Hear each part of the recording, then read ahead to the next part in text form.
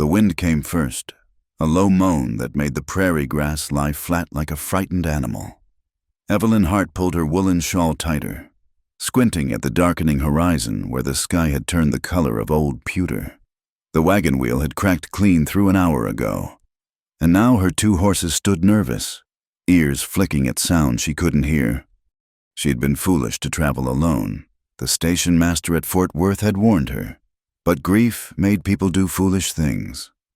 3 months since the fever took William, and she'd sold everything: the small ranch, the furniture, even her mother's china. All that remained were a few precious books wrapped in oilcloth and the coins sewn into her corset. Santa Fe seemed like salvation then. Her Aunt Martha ran a boarding house there, had written twice offering shelter. Now, staring at the broken wheel, Evelyn wondered if she'd ever see Santa Fe at all. The temperature dropped like a stone down a well. She'd lived through blue northers before, but this felt different. The air itself seemed to freeze, turning her breath into white plumes that hung motionless before shattering. Her fingers, already stiff in their worn gloves, fumbled with the rope as she tried to fashion a travois from the wagon boards. That's when she saw him. He sat his paint horse like he'd grown from its back, watching her from a rise 50 yards off. A Comanche warrior. No mistaking it the way he held himself. The buffalo robe across his shoulders, the lance resting easy in his grip. Her heart hammered against her ribs, but she forced herself to keep working. Running would be useless. Her horses were already spooked, and his mount looked fresh as morning. The warrior rode closer, stopping just outside pistol range. Smart. He was young, maybe 30 winters, with a scar that ran from his left ear to his jaw. When he spoke, his English came clear but careful, like he was picking each word from a basket. "Storm comes. Bad one. You die here." Evelyn's hand stilled on the rope. "My wagon's broken." "I see this." He studied the horizon, then her. His eyes were dark as wet stone. "My people call me Sapi," means shoulder of stone. "You are the bookwoman from Fort Worth." The recognition startled her. She'd sold her books at Patterson's General Store 2 weeks back, weeping quietly as the clerk counted out the bills. "How do you—" "I was there. Bought the one about the pilgrim." He shifted on his horse. "You have maybe 1 hour before the storm eats this place. My band camps near Agua Dulce Creek. Half-day ride, but closer than any white settlement." Evelyn's throat went dry. She knew what he was offering: shelter, survival. She also knew there might be a price. The wedding ring on her finger felt suddenly heavy. She was 24, recently widowed, alone, in the settlements. They told stories about women taken by the Comanche. Not all the stories ended badly, but enough did. The first snowflakes began to fall, fat and lazy. Soon they'd come harder. "I have money," she said. Sapi shook his head. "Snow doesn't care about money." Her horses whinnied, pulling against their ties. The temperature had dropped again. Her feet were already numb in her boots, and the storm hadn't even started properly. She thought of William, how he'd held her hand at the end, whispering about being brave. Brave. The word tasted bitter as alkali water. "I can offer—" The words stuck in her throat like burrs. She forced them out, hating herself. "I can offer more than money, for safe passage, for shelter." Sapi went very still. For a long moment, only the wind spoke between them. When he finally moved, it was to swing down from his horse in one fluid motion. He walked toward her, and Evelyn made herself stand straight, though every instinct screamed to run. He stopped 3 feet away, this close. She could see his face clearly weathered by sun and wind, but younger than she'd first thought. There was something in his expression she couldn't read. Anger, pity. "You think this—" His voice had gone quiet, almost gentle.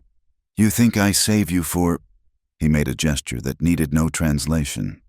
"No, you owe me nothing. Not money, not that, nothing." He pulled the buffalo robe from his shoulders and held it out. The fur was thick. well cured, worth more than everything she carried. Take, you need this. Evelyn's hands shook as she reached for it. Why? The wind has laws, Sapi said. When someone freezes, everyone freezes. This is the first law. He glanced at a ruined wagon, her frightened horses. Leave the wagon. We take what matters you, horses, what you carry close. The rest, the snow can have. She wanted to protest, to salvage something more from the wreck of her journey. But the wind chose that moment to scream across the plains like a living thing. Snow came sideways now, stinging exposed skin like tiny knives. Her horses reared, and one broke free, only to stop a few yards away, confused and frightened. Sapi caught the loose horse with an ease that spoke of lifetime practice. He spoke to it in Comanche, low sounds that seemed to calm it. Then he was back, lifting her onto his paint horse like she weighed nothing. She should have protested, should have maintained some dignity, but her legs had gone wooden with cold. Hold tight, he said, swinging up behind her. His body blocked the worst of the wind. We ride hard now. They collected her horses, tying them to lead. Evelyn managed to grab the oilcloth bundle with her books and the small bag with her personal things. Everything else, the wagon, the supplies she'd bought in Fort Worth. The hope of an easy journey disappeared behind a curtain of white. The storm hit full force as they rode. Wind that could peel skin from bone. Snow so thick breathing became a conscious act. Evelyn pressed her face into the buffalo robe, grateful for its warmth, for the solid presence of the man behind her who seemed to know every dip and rise of this featureless white hell. Time lost meaning. There was only the rhythm of the horse, the howl of wind, the burn of cold in her lungs. Sometimes Sapi spoke, warning her to duck low or lean left. Once, he stopped entirely, dismounting to check something in the snow. He came back frowning. Trail markers buried. I know other ways. He remounted, but she felt the tension in his body. There is a place, a canyon, old camping spot. We try for there. The darkness came early, or perhaps it had never truly left. The world shrank to the space between her face and the horse's neck. She couldn't feel her feet anymore, could barely grip the saddle horn. Behind her, Sapi had gone quiet, except for occasional words to the horses. Then nothing. The horse stopped. Evelyn lifted her head, confused. They stood at the edge of what looked like solid ground, but Sapi was already sliding down, pulling her with him. Canyon, he said, but his voice sounded wrong, uncertain. Should see the edge, should see. The ground crumbled. Evelyn felt herself falling. Sapi's arm tight around her waist. The horses screamed. Snow and rock and sky tumbled together. And she thought wildly that this was how it would end, not frozen on the plains, but broken at the bottom of some invisible pit. They hit a slope instead of a cliff, sliding and rolling through brush that tore at clothes and skin. When they finally stopped, Evelyn lay gasping in the snow, certain something must be broken. But Sapi was already up, calling to the horses in that calm voice, and she realized with dull surprise that she was whole. The canyon, he said, and now she heard something like wonder in his voice. We are in it. The storm pushed us right to it. He helped her stand. Come, the overhang is close. I have found it in worse than this. She wanted to laugh. Worse than this, but her throat was too raw, and the darkness too complete. Somewhere above them, the storm raged on, but down here in the canyon, the wind couldn't find them with its full fury. They stumbled forward, Sapi leading, until rock rose up to meet them. An overhang, deep and sheltered, with old fire rings showing this place had served travelers for generations. As Sapi worked to secure the horses and gather wood, Evelyn collapsed against the rock wall, pulling the buffalo robe tight. She was alive, against all odds, still alive, and she owed her life to a Comanche warrior who'd asked for nothing in return, who'd wrapped her in his own robe and ridden straight into hell to save a stranger. The first flames flickered to life under Sapi's patient hands, and Evelyn felt tears freeze on her cheeks. She was falling again, but this time into something she had no name for. The fire came to life slowly, coaxed from damp wood and determination. Sapi fed it pine needles and strips of inner bark he'd kept dry in a pouch, blowing gently until orange tongues licked at larger branches. The overhang caught the heat, reflecting it back, and for the first time in hours, Evelyn felt something besides numbing cold. Her hands shook uncontrollably as she held them toward the flames. Not just from cold, her body was fighting shock, muscles seizing and releasing in waves. Sapi noticed, moving with quiet efficiency. He pulled a bundle from his pack, unwrapping strips of dried meat and a leather flask. "Eat slow," he said, pressing a piece of jerky into her trembling fingers. "Body needs fuel to make warmth." The meat was tough, salted and mixed with something that might have been berries. It took effort to chew, but the act itself helped ground her. Real. This was real. She had fallen into a canyon in a blizzard and lived. Sapi built the fire higher, then began arranging their shelter. He showed her how to stack rocks to reflect heat, how to position the horses to block drafts. His movements were economical, practiced. How many storms had he weathered like this? "Your horses," he said, checking their legs for injury. "Good animals, scared but not broken." He ran his hands along each leg with surprising gentleness. "The spotted mare, she is strong. Wanted to run back to the storm. Death instinct. Sometimes animals do this." Evelyn forced another piece of jerky down. "Like people." He glanced at her, something unreadable in his dark eyes. "Yes, like people." The wind found them even here, slipping through cracks in their shelter to steal whatever warmth they'd built. Sapi showed her how to pack dried grass and mud into the gaps, how to arrange the buffalo robe to trap heat. Her fingers gradually regained feeling, bringing the sharp pain of blood returning to frozen tissue. "The second storm," she said, remembering his words from earlier. "You said another was coming."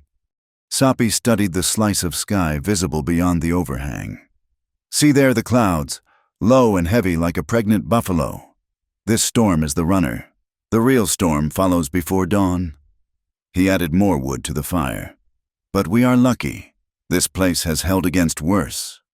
He began preparing a proper meal, producing a small iron pot from his pack, snow for water, strips of dried meat, some kind of root that he scraped clean with his knife. The smell as it cooked made Evelyn's stomach clench with hunger she hadn't realized was there. "How did you know?" she asked. "About the storm. It came so fast." "Not fast. Signs were there 3 days ago. The birds flying wrong direction, horses nervous without reason, air tasting like copper." He stirred the pot with a wooden spoon worn smooth by use. "My mother taught this. She could read weather like white people read books." The mention of books made Evelyn remember her bundle. She pulled it closer, checking that the oilcloth had held. It had, mostly. Her few remaining treasures were damp but intact. Sapi noticed. "The Pilgrim book, you sold it for too little." "I sold them all for too little." The bitterness in her voice surprised her. "But hungry doesn't haggle well. Why go to Santa Fe?" "My aunt, she has a boarding house there. Offered to take me in after." She stopped. The wedding ring on her finger caught the firelight. "After my husband died. Fever, 3 months ago." Sapi nodded, asking nothing more. He ladled the stew into 2 tin cups, passing her one. The broth burned her throat, but it was the best thing she'd ever tasted. Warmth spread from her stomach outward, and her shaking finally eased. "This law of the wind," she said, "the one you spoke of, is it true? Do your people really save strangers in storms?" He almost smiled. "Yes, bad luck to let someone freeze. Their ghost stays in the wind, makes more storms. Practical to save people, also right." "But I offered—" Heat that had nothing to do with the fire rose in her cheeks. "You offered what you thought I wanted, what you feared I would take." His voice stayed level. no judgment in it. This is what your people teach about mine. Some truth in it, some lies. Men are men, whatever their tribe. A wolf howled somewhere in the darkness, long and mournful. Another answered, "Closer." Evelyn's horses shifted nervously, but Sapi's paint stood calm. Wolves hunt the edges of storms. Sapi said, "Looking for the weak, but they don't like fire, don't like man smell. We are safe if we stay smart." He began pulling more supplies from his pack, a wicked-looking hatchet, coils of rawhide, what looked like a sewing kit, everything worn but well-maintained, the tools of someone who lived always ready to survive. "Tomorrow, if the storm breaks, I can fix your wagon wheel. Maybe, depends what wood we find." He glanced at her. "Or you come to my band's winter camp. Women there, children, safe. You could rest, decide your path when the weather clears." "Why?" The question escaped before she could stop it. "Why help me at all?" Sapi was quiet for a long moment, feeding the fire. "6 winters ago, I was young, proud, rode too far hunting, ignored the signs. Blizzard caught me near the Brazos. Would have died, but a farmer found me. German man, big beard like a bear. He could have left me. Could have shot me, many would have. Instead, he dragged me to his barn, kept me alive, fed me soup his wife made." He touched the scar on his jaw. "This came from falling off his barn roof when I helped fix it in spring. Payment for the soup." That almost smile again. "So now I watch for fools in storms. The wind's law, but also my debt." Another howl, definitely closer. Multiple voices now. Sapi stood, hatchet casual in his hand, and walked to the edge of the firelight. He said something in Comanche, low and firm, like he was talking to the darkness itself. When he came back, he was dragging juniper branches. "Help me," he said. "Juniper smoke keeps them honest." They built a second, smaller fire at the shelter's entrance, green wood smoking thick and acrid. Evelyn's eyes watered, but she understood the strategy. Create a barrier of smell and smoke the wolves wouldn't cross. As they worked, Sapi taught her small things: how to tell good burning wood from bad by its weight, how to read the smoke for wind direction, how to bank coals to last through the night. His teaching style was patient, practical, assuming nothing. "You're English," she said. "Where did you learn it?" "My mother. She lived at the San Antonio mission as a girl. Priests taught her letters, numbers, their God. When she was 15, she ran away, came back to the people, married my father. But she kept the learning, taught her children." He arranged stones around the fire. "Knowledge is a weapon they cannot take from you," she said, "even if they take everything else." The wolf pack circled twice more, their eyes sometimes catching the firelight like green stars. But they kept their distance, and eventually moved on to hunt elsewhere. The storm continued its assault above, but down in the canyon, protected by rock and fire, they had carved out a small space of survival. "Sleep," Sapi said eventually. "I watch first."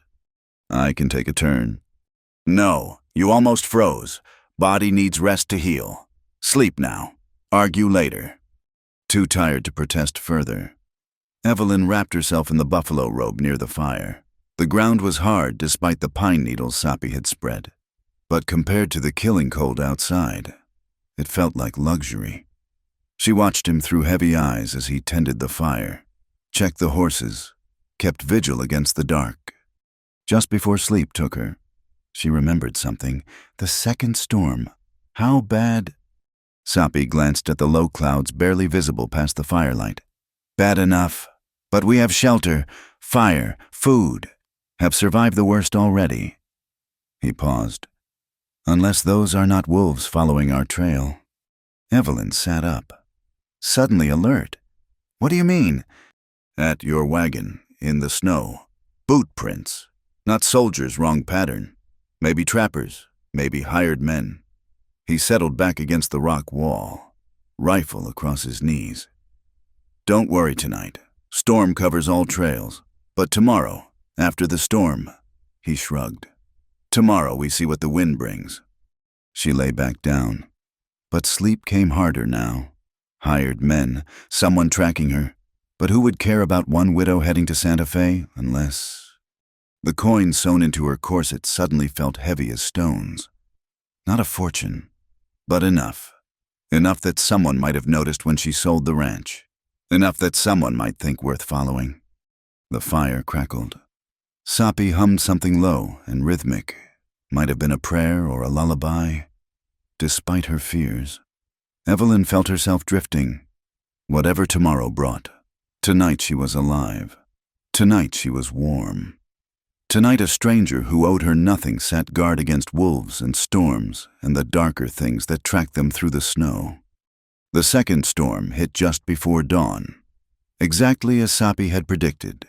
But by then, Evelyn was deep in exhausted sleep, dreaming of books and buffalo robes and the sound of wind singing laws older than memory. The fire had burned low when Evelyn woke, just embers glowing like tiny eyes in the darkness. Sapi sat where she'd last seen him, rifle still across his knees, but he'd added wood to the flames as she stirred. The second storm raged beyond their shelter, wind screaming through the canyon like all the demons of hell had been loosed at once. How long did I sleep? Most of the night. Sun comes soon, but you cannot see it through this. He gestured at the wall of white beyond their overhang. Hungry. Her stomach answered before she could. Sapi produced more jerky and something that looked like a flat cake made of seeds and dried berries. It was dense, slightly sweet, and filled her empty spaces better than bread might have. "My husband," she said suddenly, surprising herself. "William.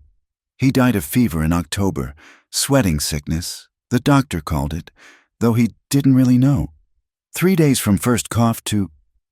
She stopped, staring into the fire. "I'm sorry. You didn't ask." "Sometimes the dead need speaking about." Sapi's voice held no impatience. "Makes them rest easier." "He was a good man. Quiet. Liked to read in the evenings." She pulled her knees to her chest. "We had 40 acres near Weatherford. Nothing grand, but enough. He'd planned to buy cattle come spring, start a proper ranch. Had it all mapped out in this little notebook which pastures for grazing. Where to dig a new well. Dreams written in pencil."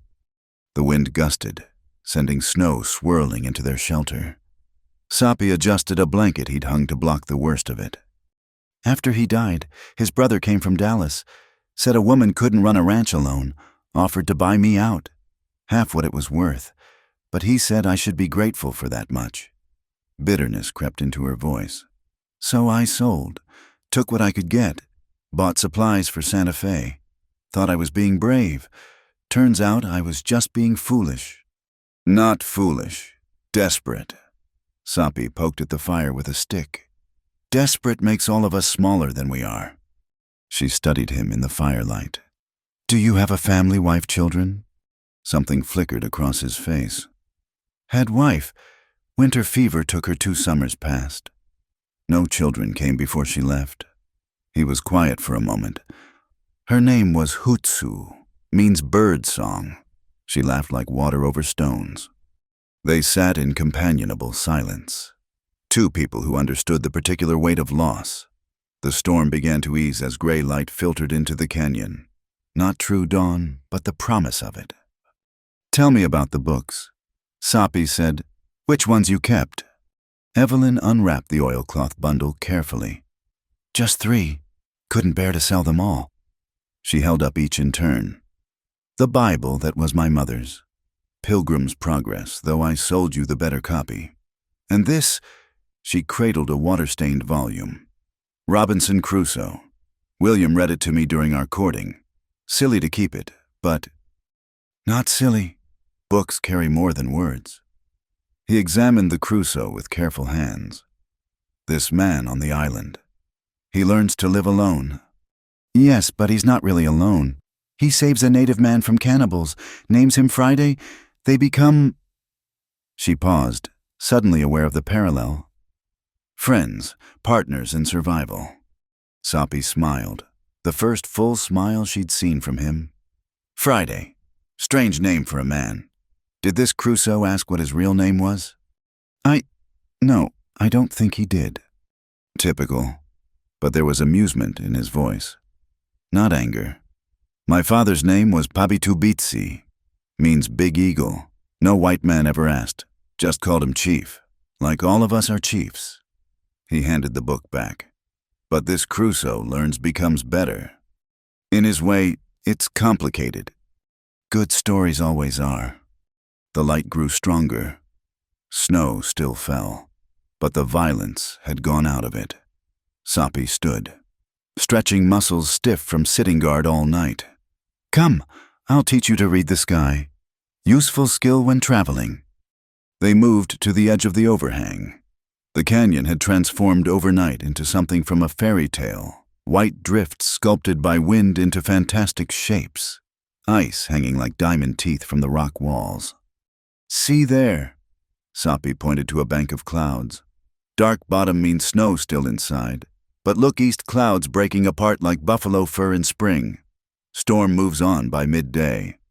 He taught her to read wind patterns in the snow drifts, to spot the difference between fresh powder and dangerous ice beneath. Showed her how to gauge temperature by the sound snow made underfoot. Knowledge given freely, without expectation of payment. Why do you trust me? Evelyn asked. I could be lying about everything. I could have people following me for bad reasons. Could be. He shrugged. But lies sit different on the face than truth. You carry sadness, not secrets. And these men tracking they are not your friends. I think. No, I don't even know who they might be. I was careful leaving town. Paid cash for supplies. Unless. She hesitated, then touched her corset where the coins were hidden. I have money. Not a fortune, but enough. Maybe someone saw, decided a widow alone made easy prey. Not so easy. You survived the storm. Because of you. Because you were smart enough to accept help. Pride kills more people than cold. He studied the brightening sky. These men, if they come, they will wait for clear weather. Gives us time to prepare. My band's camp is closer than any town. Chief is my uncle Mati Tope. 4 bears. Fair man. He would give you sanctuary while you decide your path. And if I brought trouble to your people, Soppy's expression hardened. Then we handle trouble. We have practice at that. They spent the morning preparing to travel. Soppy showed her how to pack for speed rather than comfort. What to leave behind and what might save her life. Her trunk of household goods would have to stay. But he helped her fashion better protection for the books and secured her money in multiple hidden places. Never keep all wealth in one spot, he advised. Makes you too careful of that one place. Better to risk a little loss than lose everything. The horses had weathered the storm well, though they were hungry and restless. Soppy produced grain from his seemingly bottomless packs, speaking to each animal as it ate. Evelyn's spotted mare nuzzled his shoulder like an old friend. She likes you better than me, Evelyn said.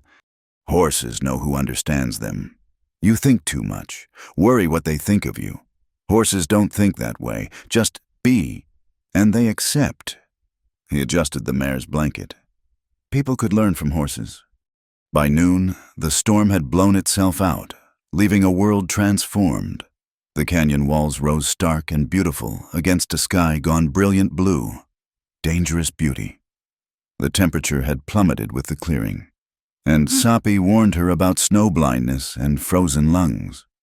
As they prepared to leave the shelter, Evelyn noticed something. Carved into the rock wall were symbols, some fresh, others worn by countless seasons, pictures and marks that seemed to tell stories. Many people use this place, Soppy explained, running his fingers over the carvings. Comanche, Apache, Mexicans, Americans, even some Cherokee passing through. Each leaves a mark. I survived here. Water ran dry this summer. Good hunting to the south. He pointed to one symbol. This one is mine. From the winter my wife died. Came here alone to grieve. What does it say? Heart heavy but still beating. He touched another mark. This one will be yours. Mine, I don't know how. He handed her his knife. Simple. Just truth. He guided her hand to a smooth section of stone. What truth do you want to leave? Evelyn thought, then carefully scratched a simple design, a book with wings. Sapi nodded approval. Knowledge flies from sorrow. He interpreted, good truth. They loaded the horses. Evelyn, now wearing men's trousers Sapi had produced from his pack. More practical for hard riding, he'd said. And she was past caring about propriety. Survival had its own rules of proper dress. Just before they left, Sapi stopped, head tilted. Listen. At first, Evelyn heard nothing but wind and the creak of leather. Then voices, distant but carrying clear in the cold air. Male voices cursing the snow, arguing about direction. How many? She whispered. 3, maybe 4. Hour behind us. Maybe less. His face had gone still, calculating. They followed better than I thought, or had help. He swung onto his paint horse with liquid grace. We ride now. Hard. Can you manage? Evelyn thought of William, of dreams written in pencil and a life erased by fever. Thought of her aunt in Santa Fe, probably thinking her dead in this storm. Thought of men who would track a widow through a blizzard for the contents of her corset. I can manage. Sapi nodded, that almost smile back on his face. Good. Then we give them a chase to remember. He leaned forward, speaking rapid Comanche to his horse. Stay close. Trust your mare. And whatever happens. A shout echoed through the canyon. Someone had found their shelter, the still warm ashes of their fire. Ride, Sapi said, and kicked his horse into motion. They flew from the canyon like spirits released from a bottle. Snow exploding around them in crystalline clouds. Behind them, more shouts, but fading as they put distance between themselves and their pursuers. The chase was on, and Evelyn found herself grinning fierce as winter's sun, cold air burning her lungs, alive in a way she hadn't felt since long before William died. Whatever came next, she was done being prey. The wind had laws, Sapi said. Maybe it was time she learned them all. The morning sun turned the snow-covered plains into a sea of blinding white. They'd been riding hard for 2 hours, putting distance between themselves and the voices in the canyon. Now, as they paused to rest the horses on a low rise, Evelyn noticed Sapi checking his saddlebags with unusual care. What is it? He pulled out a small leather-wrapped bundle, his expression unreadable. Need to check something. She watched as he unwrapped the package carefully. Inside, pressed between strips of soft hide, was a book water-stained, pages yellowed, but unmistakably Pilgrim's Progress. Her copy, the one she'd sold in Fort Worth. How? The word came out as barely a whisper. Was at Patterson's store. Trading pelts. He rewrapped the book with careful hands. Saw you there, crying as you sold your books. The clerk, he was cheating you, offering half what they were worth. Evelyn remembered that day too well.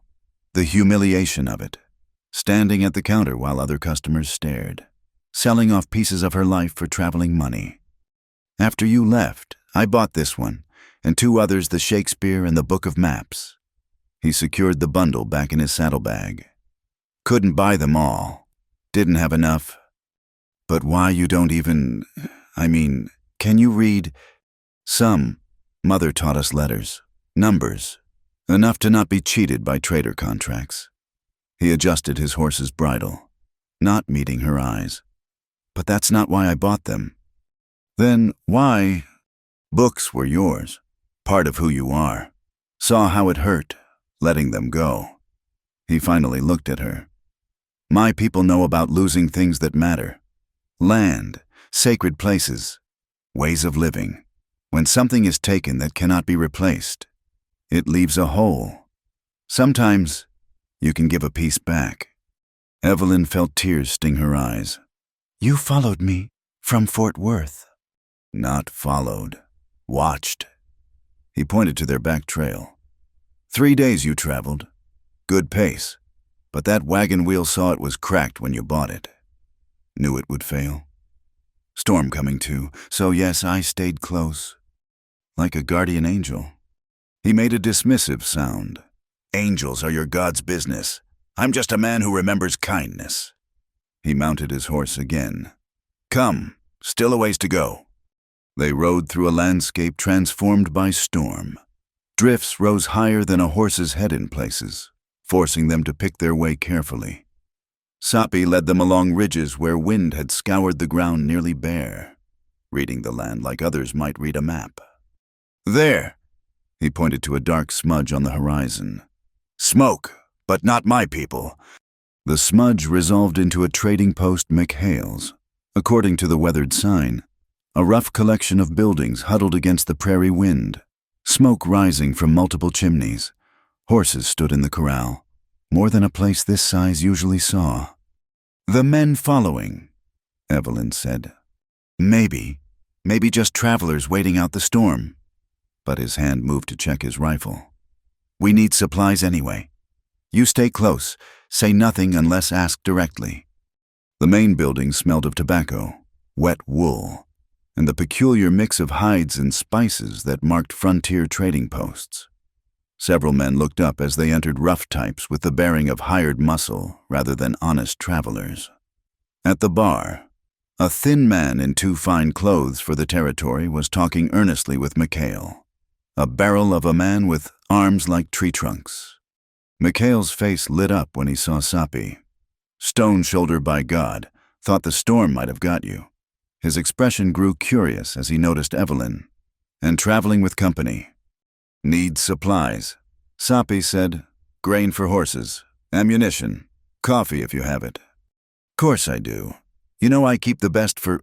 McHale stopped as the thin man cleared his throat. This the squaw man you mentioned? The thin man's voice had an eastern clip to it. The one who trades regular. McHale's expression cooled. Mr. Harrison, this here's a respected customer. You'll speak civil or not at all. Harrison turned to study Sapi and Evelyn with calculating eyes. Of course. My apologies. It's just we're looking for someone. A woman. Traveled alone from Fort Worth. His gaze fixed on Evelyn. Widow woman. About her age and bearing. Lots of widows these days, Sapi said calmly. War made plenty. This one sold property recently. Might be carrying substantial funds. Harrison smiled, but it didn't reach his eyes. Her late husband's brother is concerned for her safety. Hired us to find her, ensure she reaches her destination safely. Evelyn felt her jaw clench. William had no brother in Dallas. That was a lie she'd told the vultures who came calling after the funeral, hoping to discourage them. Whoever this man was, he wasn't connected to William. As I said, Sapi repeated, many widows on the frontier. Harrison's smile widened. This one had books. Sold a collection at Patterson's in Fort Worth. Clerk remembered her quite clearly. Books, McHale grunted. Well now, that narrows it some. What's your interest in this woman, Mr. Harrison, really? As I said, her family. I heard what you said. McHale's hand moved casual-like to rest near the shotgun beneath his counter. Asked what your interest was. The room had gone very quiet. The other men, Harrison's men by their posture, had shifted to better positions. Evelyn counted 4. Plus Harrison, the odds weren't good. That's when she noticed Sapi's hands moving in small gestures, like he was brushing away flies. But outside, she heard horses stirring, moving. His paint whinnied, and others answered. My interest, Harrison said coldly, is in collecting legal debts. The woman owes money to certain parties in Fort Worth. Substantial money. We have papers. Show them, McHale said.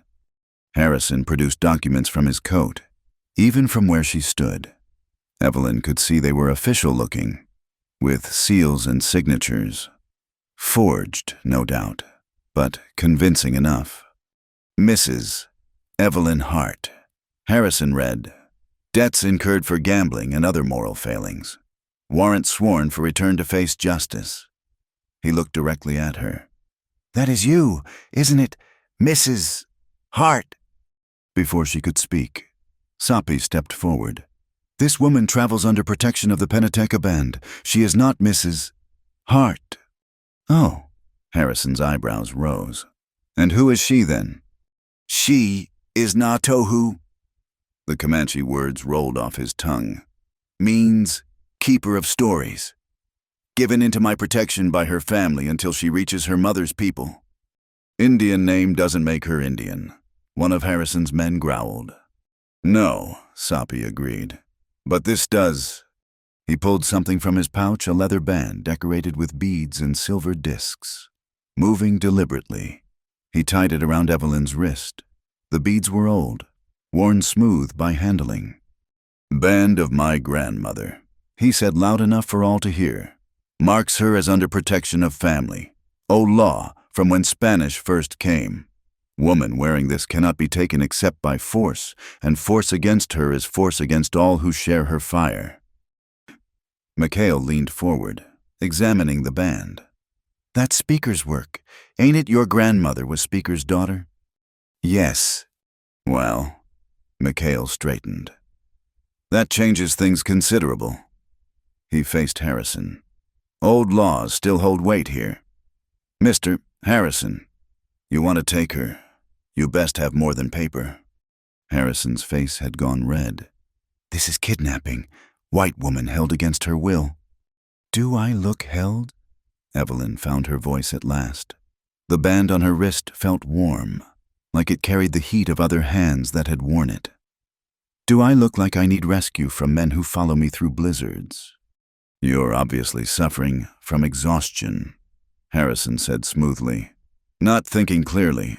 These people have confused you. Only confusion here is yours. Mikhail interrupted. Woman says she's willing.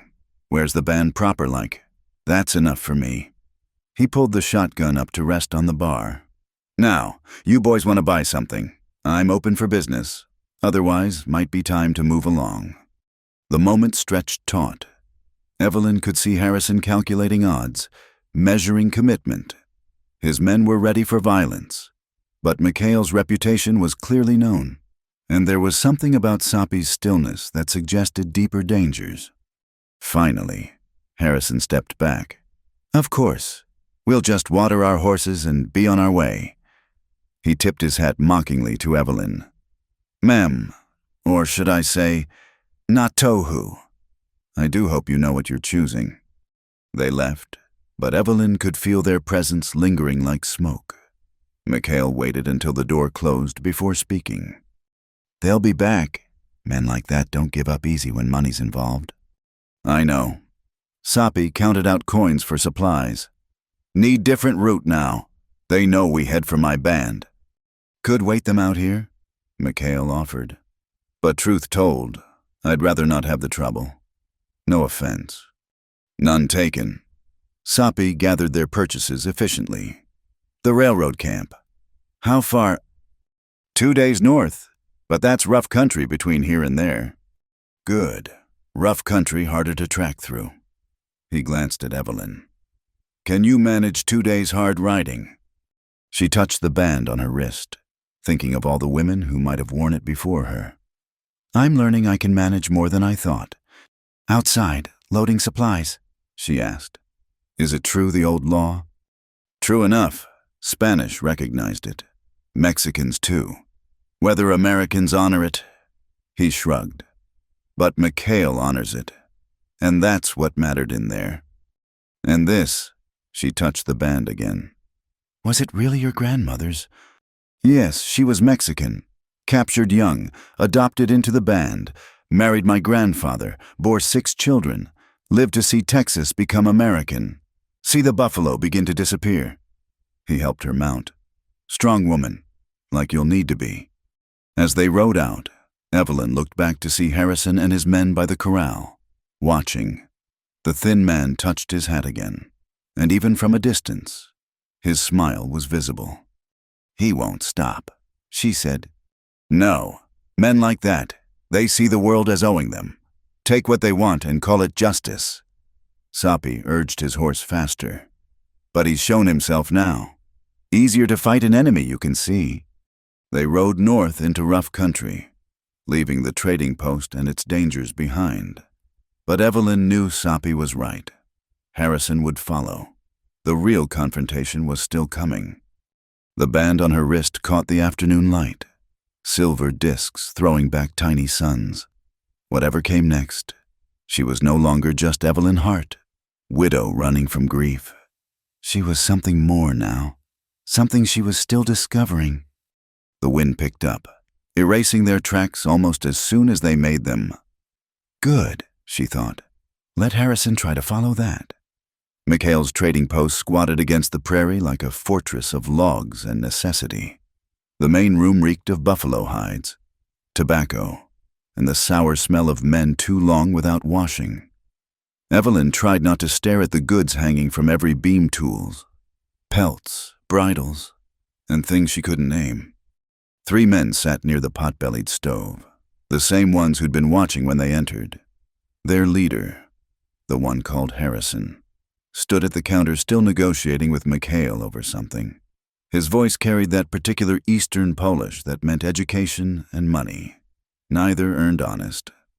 "Need to slip out through the root cellar," Sapi murmured, pretending to examine a display of knives. "McHale will show us when ready." The trader himself was a study in contradiction's massive frame that could break most men in half, but eyes that missed nothing and hands that counted money gentle as a banker's. When he glanced their way, something passed between him and Sapi, quick as lightning. "Mrs. Natohu?" Harrison's voice cut through the room's chatter. "Might I have a word?" Evelyn kept her back turned, studying a shelf of canned goods like they held the secrets of the universe. The beaded band on her wrist caught the lamplight. "Don't believe the lady wants to talk," McHale said mildly. "And in my establishment, that settles it." Of course, Harrison's footsteps approached anyway. "I merely wanted to apologize for our unfortunate introduction. Perhaps we could reach an understanding." "Already understand plenty," Sapi said, not turning around. "Do you—" Harrison's voice dropped to almost conversational. "Do you understand that the railroad company I represent has legal contracts to recover assets that Mrs. Hart's late husband signed papers that make her responsible for certain obligations?" In now Evelyn did turn. "My husband signed nothing with any railroad." "No, William Hart, of Weatherford. Never took a loan to improve that little ranch. Never promised future cattle sales to secure credit." Harrison produced more papers from his coat. "I have copies here, if you'd like to refresh your memory." The papers looked real enough, William's signature at the bottom, though Evelyn knew he'd never signed such things. Forged, but cleverly done. "Even if those were real," she said, "William's dead. Debts died with him." "Texas law says otherwise. I'm afraid wife inherits assets and obligations both." His smile reminded her of a snake she'd once found in the chicken coop. "But I'm reasonable. Return what you took when you sold the ranch, and we call it square. I took nothing but what was mine. The railroad sees it differently. That land was collateral. The money from its sale belongs to them." McHale made a sound like a bear waking up angry. "Mister, I've heard some tall tales in my time, but that one's riding high. Woman sells her own land. That money's hers." Not when the land was pledged as surety. Harrison's men had stood up, casual-like, but ready. "We're prepared to be reasonable. Half the amount would satisfy my employers." "And if I don't have it?" Evelyn asked. "Then we explore other options." Harrison's eyes traveled over her in a way that made her skin crawl. "You're young, healthy, educated. The railroad employs many women in various capacities. I'm sure we could work out an arrangement." Sapi's hand moved to his knife. "You need to leave, now! Or what, you'll scalp me?" Harrison laughed. We're in civilization here. Savage. You can't just... The knife appeared in Sapi's hand so fast Evelyn barely saw the draw. It thunked into the wooden post inches from Harrison's head, still quivering. "Next one won't miss," Sapi said quietly. The room exploded into motion. Harrison's men went for their guns. Mikhail brought up the shotgun, and Evelyn found herself shoved behind the counter as leads started flying. The thunder of guns in the enclosed space was deafening. "Root cellar!" Mikhail shouted, firing both barrels at once. "Go!" Sapi grabbed Evelyn's hand, pulling her toward a trap door behind the counter. They tumbled down wooden steps into darkness that smelled of potatoes and preservation. Behind them, the gunfight continued. Shots, shouts, the crash of breaking furniture. "This way." Sapi struck a match, revealing a tunnel shored up with old timbers. "Mikhail dug this during the Indian Wars. Comes out by the stables." They crawled through dirt and darkness, Evelyn's skirts catching on every splinter and nail. The sound of fighting grew muffled, then distant.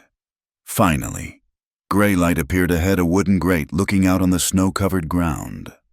Sapi went first, checking for danger, then pulled her up into the cold afternoon air. They were behind the stables, horses stamping and whinnying at the sound of gunfire from the main building. "Our mounts," Evelyn gasped. "Already moved them." He led her to where their horses waited, saddled and loaded with the supplies they'd bought. "Mikhail and we've done this dance before."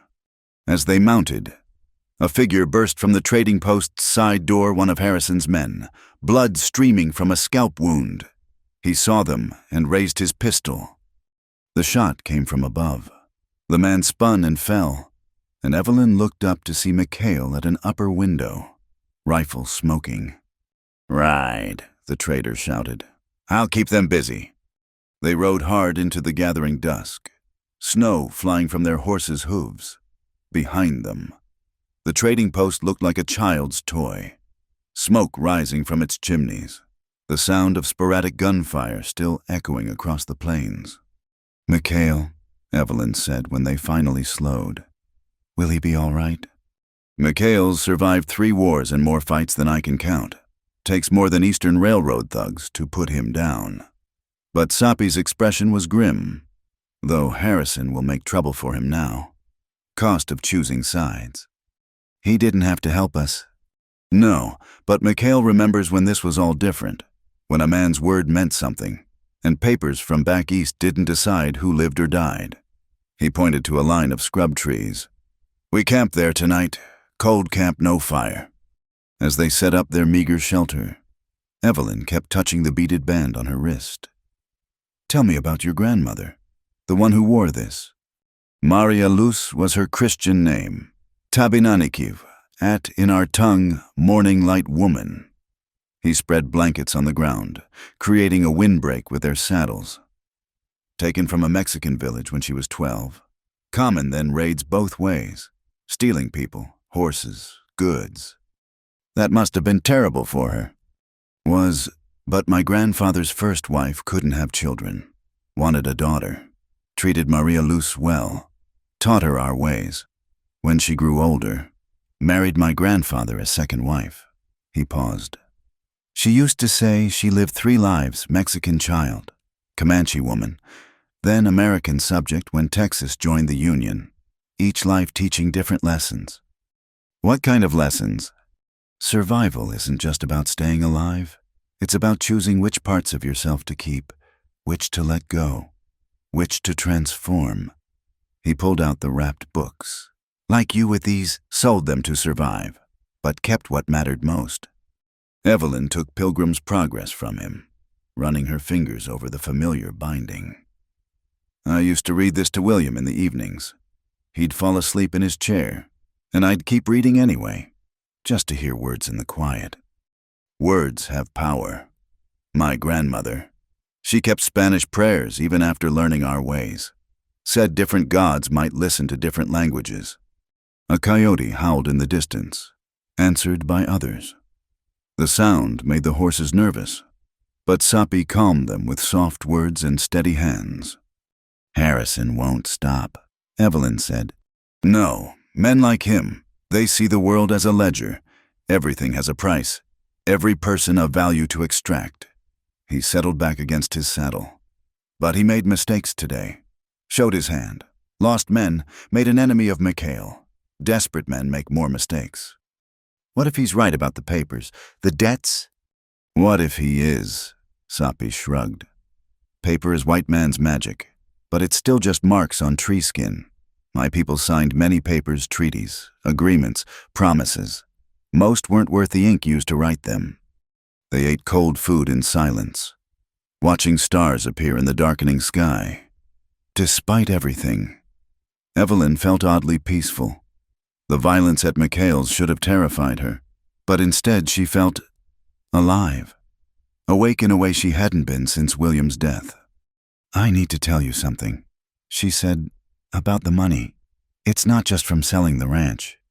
Soppy waited, patient as stone. William had a brother who died in the war, left him gold coins, union pay, and bounty money. William hid it, said it was blood money, wouldn't touch it. After he died, I dug it up, nearly $300 in gold. She touched her corset. That's what Harrison really wants. Somehow he knows about it. Gold makes men crazy, always has. Soppy considered. This brother, he was real. Yes, Samuel died at Antietam. She pulled out a small daguerreotype, showing it to him in the moonlight. 2 young men, serious-faced, in Union blue. That's them. William never forgave himself for staying home, taking care of the ranch while Samuel fought. Each man carries different burdens. Your William grew food, kept the home fires burning, also necessary. That's what I told him, but he saw it as cowardice. And you, what do you see? Evelyn studied the photograph. I see 2 boys who became men too fast, in a world that asked too much of them, like all of us, I suppose. A sound made them both freeze horses, moving slow and careful through the darkness. Not close yet, but coming their way. Soppy pressed a finger to his lips, then began gathering their gear with silent efficiency. They slipped away like shadows, leading the horses until they were well clear before mounting. Behind them, Evelyn could hear voices calling to each other, Harrison's men, searching. They track better than I expected, Soppy admitted as they rode. Or they have help. Indian trackers. Maybe. Or buffalo soldiers. Railroad money buys many consciences. They rode through the night, stopping only to rest the horses. By dawn, they'd covered 20 miles, but when Evelyn looked back, she could see dust on the horizon, still being followed. How? She asked, exhausted. Soppy studied their back trail, expression troubled. Don't know, but we need to change the game. Can't outrun them forever. He turned his horse north, toward a line of broken hills. Time to use the land against them, my grandmother would say. When the hunter becomes hunted, become the wind. What does that mean? Means we stop running straight, start being unpredictable, like wind here, then gone, then back again. He smiled, fierce and sudden. They want to chase Keeper of Stories. Let's give them a story to remember. As they rode toward the hills, Evelyn felt something shift inside her. She was done being the quarry in someone else's hunt. Whatever came next, she would meet it standing, not running. The beaded band caught the morning light, and she thought she could almost hear other voices, all the women who'd worn it before, whispering their strength into her bones. The lamplight in Mikhail's back room flickered across worried faces. Mikhail himself sat behind his desk, a bloody rag pressed to a gash on his forehead. 2 of his regular customers, buffalo hunters by their smell, stood guard at the door. Railroad men are getting bolder, Mikhail said, pouring whiskey with his free hand. Time was they'd hire Pinkertons, at least pretend to follow law. Now they just send thugs with fancy papers. Soppy accepted the offered drink but didn't touch it. How many? Harrison lost 2 men in the fight. Still has 4, maybe 5, plus whatever trackers he picks up. Mikhail winced as he adjusted the rag. They left an hour ago, heading north after you. We doubled back south, Evelyn said. Lost them in Butler Creek. Smart, but they'll figure it out. Mikhail opened a drawer, pulled out a rolled map. Look here, railroads planning a spur line through Comanche territory. Been surveying on the quiet, bribing who they can, threatening who they can't. Sapi studied the marked routes. This crosses sacred ground, the medicine rocks. Course it does. Shortest path to their new cattle depot. Mikhail jabbed a thick finger at the map. Your lady here, she's just one small problem they're cleaning up. But you've made it bigger by claiming protection. The old laws mean nothing to them except obstacles. Mikhail leaned back, chair creaking. Harrison was wiring Fort Worth before you arrived, asking about precedents, jurisdiction. Man's not just muscle, he's got legal training. Evelyn felt the weight of that. A thug with a gun was one thing. A thug with law books was something else entirely. There's more, Mikhail continued. That beaded band you gave her Harrison recognized it. Seems he's made a study of tribal customs, looking for loopholes. Loopholes? Sapi's voice carried an edge.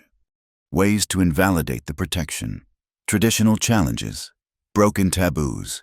Anything to claim she's not truly under the band's authority. Mikhail met Evelyn's eyes. He'll try to prove you're play acting, that the claim isn't legitimate. How would he do that? Old way challenge the protecting warrior to combat. New way lawyers and federal marshals. Mikhail poured another drink.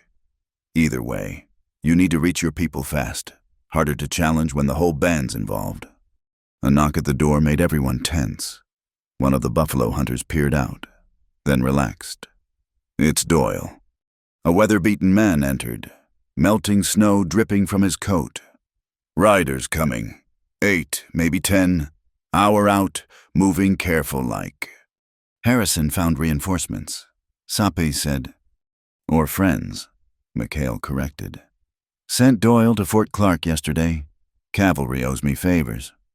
But Doyle shook his head. Ain't cavalry. Ain't wearing uniforms, least not proper ones. Mix of men, some white. Couple might be breeds or Delaware scouts. Hired trackers. Sapi stood. We need to move. Wait.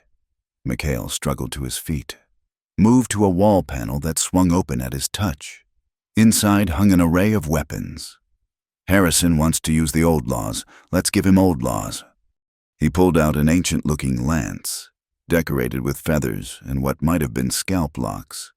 This here belonged to 10 Bears, the Comanche chief, given to me after I helped negotiate the Treaty of '67. Man who carries this can speak for any warrior in council, call for judgment by combat instead of paper law. Sapi handled the lance reverently. This is a great gift. Loan, not gift. You bring it back when this is done. Mikhail turned to Evelyn. As for you, we need to make your protection more visible. From a trunk, he produced clothing, a decorated shirt, leggings, moccasins, women's clothes, but in native style, beautifully made with quill work and beading. These were my wife's, he said quietly. She was Cheyenne, died of smallpox in '68, been saving them for, well, doesn't matter. Point is, you wear these, ride into any camp or agency. There's no question you're under protection. Visual arguments harder to lawyer away. Evelyn touched the soft doe skin. I can't take these. You can and will. Sarah would approve. She had no patience for men who thought papers mattered more than people. His eyes went distant. Besides, clothes should be worn, not moldering in a trunk. While Evelyn changed in the corner behind a blanket screen, the men planned routes, supplies, fallback positions. The tactical talk reminded her of William's war stories, that same mix of matter-of-fact danger and dark humor. When she emerged in the native clothing, conversation stopped. The outfit fit remarkably well, and the craftsmanship was extraordinary, every bead placed with purpose, every quill sewn with skill. Now you look the part, Mikhail said approvingly. Harrison wants to challenge your status. Let him argue with what his own eyes see. Doyle had been watching out the window. Dust on the south road now, too. We're getting surrounded. 3 directions covered. Soppy noted. They leave us east, toward the broken lands. McHale said, rough country, but you know it better than they do. Unless they have Tonkawa scouts, they know it as well as we do. Then we make our own trail. McHale pulled out a leather pouch, heavy with coin. There's an old miner named Sourdough Jim. Lives in those hills. Crazy as a bedbug, but knows every deer track and rabbit run for 50 miles. Tell him I'm calling in our marker. He'll get you through. More sounds outside horses. Voices calling positions. Harrison's web drawing tight. Back tunnel? Soppy asked. Still clear. Last I checked. McHale handed over the pouch. Take the dun mare in stall 3, she's mountain bred. Sure-footed as they come. Leave your tired mounts here. I'll care for them. They gathered their essential gear quickly. Evelyn packed her books and personal items, noticing how different she looked in the mirror, like someone caught between 2 worlds, which she supposed she was. Ready? Soppy asked. She nodded, then impulsively hugged McHale. The big man seemed startled, then patted her back awkwardly. You remind me of Sarah, he said gruffly. Same steel under the silk. She'd have liked you. They slipped into the tunnel. 10 Bear's lance awkward in the confined space. Behind them, they could hear McHale's booming voice. Come on in. Boys, drinks are on the house. The tunnel seemed longer than before. Or maybe it was the weight of pursuit pressing down. When they emerged by the stables, full dark had fallen. Clouds hiding the stars. Perfect for sneaking away, but also perfect for ambush. The dun mare was where McHale promised, already saddled. They transferred their gear quickly, Soppy whispering to calm the nervous animals. As they led the horses out the back way, a shout went up from the trading post. They're inside, Soppy said. McHale will delay them, but... Gunfire erupted, muzzle flashes lighting windows like deadly fireflies, but also answering fire from positions around the building. McHale's friends, giving them cover. They mounted and rode, not fast but steady, picking their way through the darkness. The sounds of battle faded behind them, replaced by the vast silence of winter prairie. After an hour, Soppy finally let them stop to breathe the horses. Look back, he said. Evelyn turned in her saddle. Far behind, orange light flickered against the clouds. Fire! McHale's signal means he held them off, but they're coming. He studied the sky, reading signs invisible to her. Storm building again. Might help us, might not. Depends if we find Sourdough Jim first. They rode on into the broken lands, where ancient water had carved the earth into a maze of arroyos and mesas. The decorated shirt felt strange against her skin, like wearing someone else's history, but also right somehow, as if the clothes carried their own protection. Tell me about 10 Bears, she said, kneading words against the dark. Great chief, peace talker, but warrior when needed. Spoke truth to power, white and Indian both. Soppy shifted the lance across his saddle. Died trying to hold the middle ground between 2 worlds pulling apart. Like your grandmother. Like many of us. His voice carried old sadness. Living between worlds means belonging fully to neither. But sometimes that's where bridges get built. A coyote called, too close, then another, from a different direction. Soppy pulled up sharp. Not coyotes, he said quietly. The attack came from 3 sides at once, men rising from the ground like ghosts, some in partial uniform, others in mixed clothing that marked them as renegades. Evelyn's mare shied as hands grabbed for her bridle. Soppy moved like lightning, the ancient lance spinning in his hands. A man went down, clutching his shoulder. Another fell as Soppy's horse lashed out with trained hooves.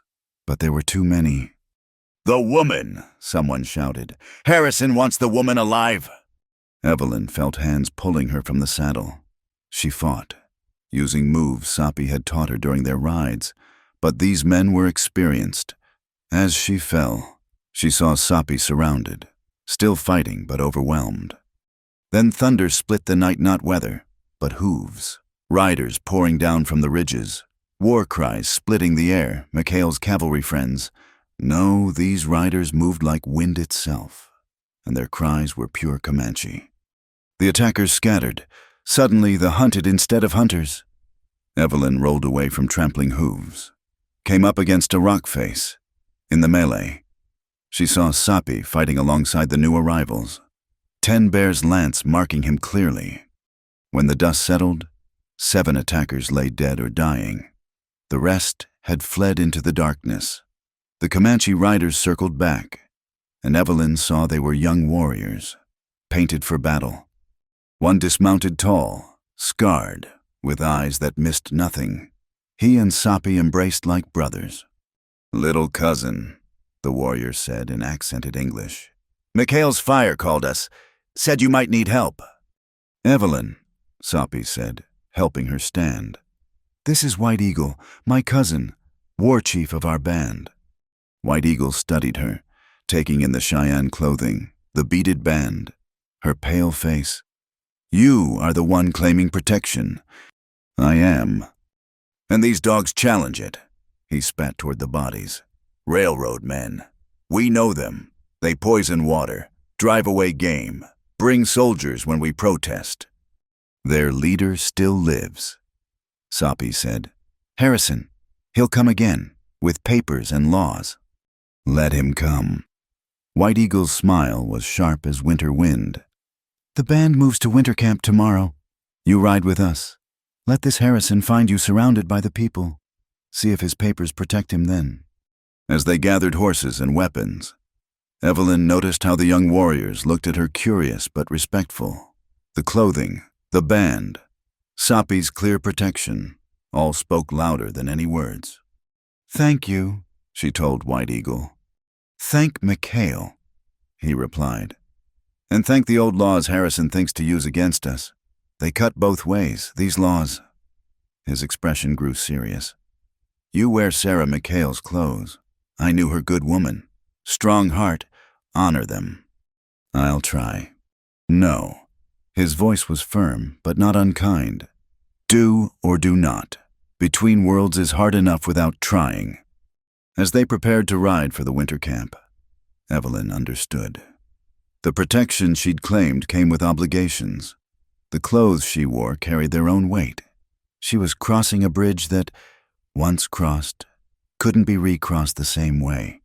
But looking at the bodies of men who'd hunted her for money, at Sapi checking the ancient lance for damage, at warriors who'd ridden through darkness to help strangers, the choice seemed clearer than any she'd faced since William died.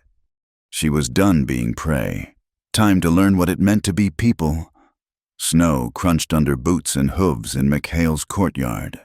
The morning sun threw long shadows across the assembled group. Harrison and 3 of his remaining men on one side, Sapi and several Comanche warriors on the other. Mikhail stood in the middle, shotgun cradled, casual but ready. "Terms are simple," Mikhail announced, his breath clouding in the cold air. "Harrison here claims the woman owes debts. Sapi claims she's under protection of his band. Old law says this gets settled by combat or council." Harrison stepped forward, his fine coat looking out of place among the rough crowd. "I prefer civilized resolution. I have legal documents." "Which you showed yesterday," Mikhail cut him off.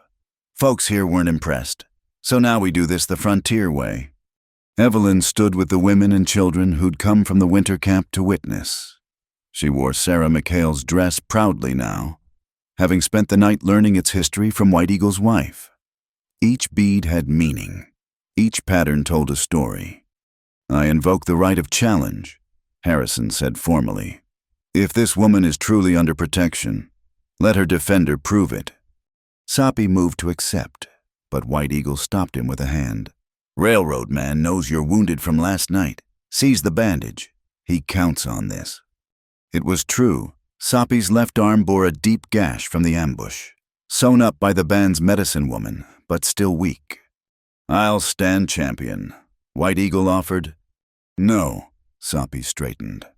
My protection, my fight. Harrison smiled. Actually, I won't be fighting personally. As challenger, I can name a champion. He gestured to one of his men. Mr. Craddock here will represent my interests. Craddock stepped forward, a mountain of a man. Bare-knuckle fighter by the look of his scarred hands and flattened nose. He grinned, showing gaps where teeth had been. Knives? Craddock asked, hopefully. Hands only, McHale said firmly. This is about law, not killing. Fight until one yields or can't continue. Fine by me. Craddock cracked his knuckles. Been too long since I had a proper scrap.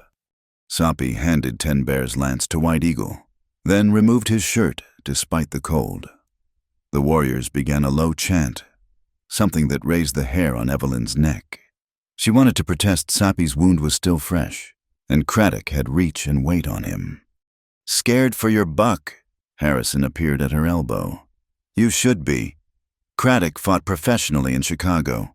27 wins, no losses. Soppy's not a sport. Evelyn replied, he's a warrior. We'll see.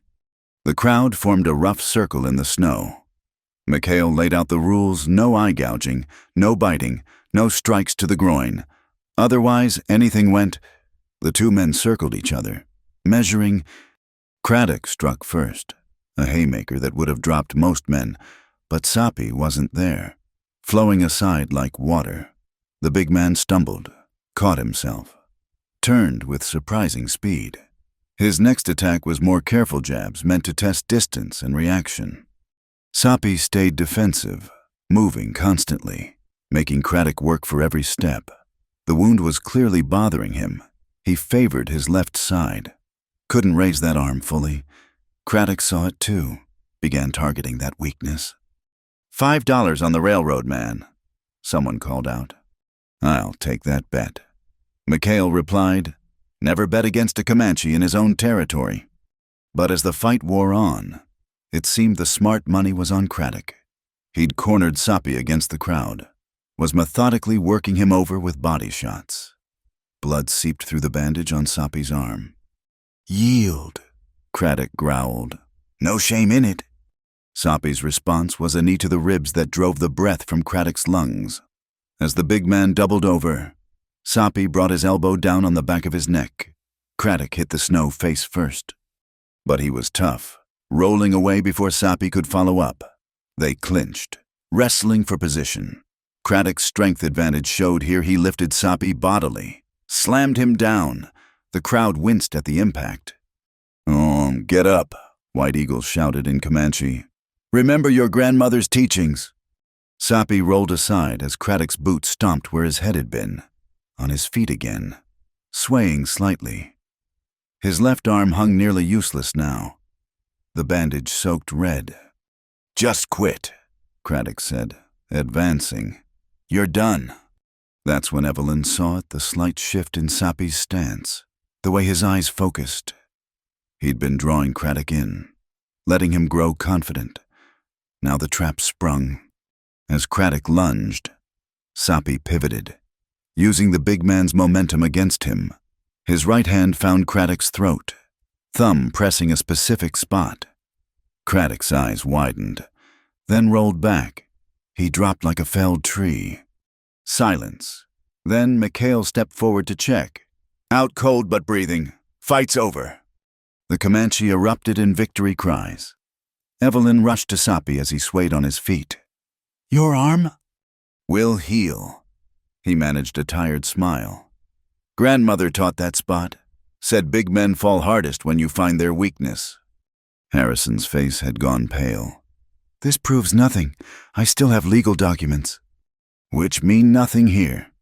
White Eagle retrieved 10 Bear's lance, held it high. Challenge was made. Challenge was met.